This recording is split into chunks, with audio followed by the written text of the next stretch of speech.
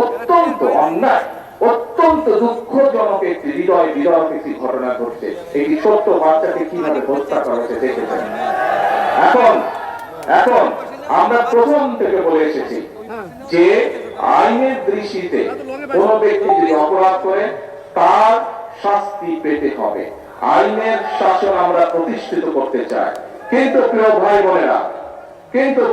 বোনেরা, আপনি যখন কোনো কাজ করেন, সেটি আপনার নিজের কাজ হোক, কৃষি কাজ হোক, সেটি যে কোনো কাজ হোক না কেন, সংসারের কাজ হোক, একটা নিয়ম কারণ আছে না? যে কোনো কাজ করতে তো কাজের একটা নিয়ম কারণ আছে। এই নিয়ম কারণটাকে মেনে নিয়ে তো কাজটা করতে হয়, তাই নয় কি? আপনি যদি হাঁস করেন, গরু করেন, ছাগল করেন, ধান চাষ করেন, সবজি শাকসবজি চাষ করেন, তারপরেও তো নিয়ম আছে। কখন আপনি বীজ বুনবেন, কখন আপনি পানি দিবেন, কখন আপনি সার দিবেন, নিয়ম কারণ আছে না? ঠিক যে কোনো অন্যায়কারীর তাকে শাস্তি দিতে হলে, তাকে তার বিচার করতে হলে সরকারের কতগুলো নিয়ম কারণ আছে।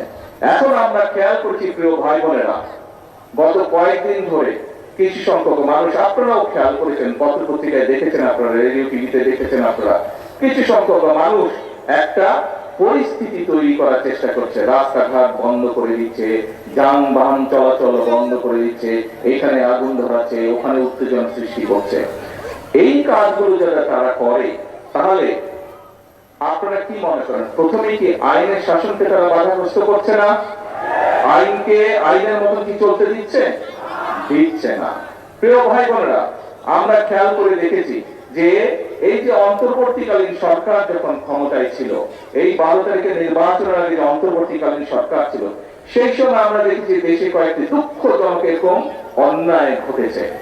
সেই অন্যায় যখন ঘটেছে, আমি নিজে সেই সকল বাচ্চার মায়েদের সাথে কথা বলেছিলাম। আমাদের দলের আইনজীবী, আমাদের দলের চিকিৎসকরা গিয়ে সেই চিকিৎসা দিয়েছে, আইনজীবীরা গিয়ে সেই আইনি সহায়তা করেছিল। কিন্তু তখন আজকে যেই সকল ব্যক্তিরা হইচই করছে, রাস্তা অবরোধ করছে, বড় বড় কথা হচ্ছে, সেদিন কিন্তু তাদেরকে আমরা মাঠে দেখিনি। সেদিন কিন্তু তাদেরকে আমরা দেখিনি যে তারা অবরোধ করেছে। তাহলে কি আমরা ধরে নেব আজকে যেহেতু জনগণকে 12 তারিখের নির্বাচনে বাংলাদেশের জনগণ যেহেতু বিএনপি কে ভোট দিয়ে সরকার গঠন করতে ক্ষমতা দিয়েছে, সেই জন্যই তাদের জ্বালা হচ্ছে, এবং এই জ্বালার কারণেই তারা এইসব কর্মকাণ্ড করছে। তাই তো আমরা ধরে নেব, তাই নয় কি? আপনারা চিন্তা করে দেখেন প্রিয় ভাই বোনেরা, যারা এই রকম পরিস্থিতি তৈরি করতে চেষ্টা করছে, তারা কিন্তু কৃষককে নিয়ে কোনো কথা বলে না। যারা একটা ঘোলাটে পরিস্থিতি তৈরি করতে চেষ্টা করছে, তারা দেশের মানুষের কর্মসংস্থান নিয়ে কোনো কথা বলে না।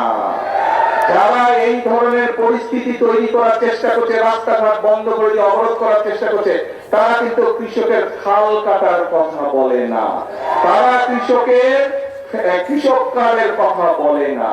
যারা এই ধরনের অরাজক পরিস্থিতির সৃষ্টি করার চেষ্টা করছে, তারা কিন্তু ছোট ছোট গ্রামের মাসুম বাচ্চারা কিভাবে স্কুলে খালি পায় যায় সেই দিকে তাদের খেয়াল নাই, তাদেরকে নতুন পোশাক দেওয়ার কথা বলে না।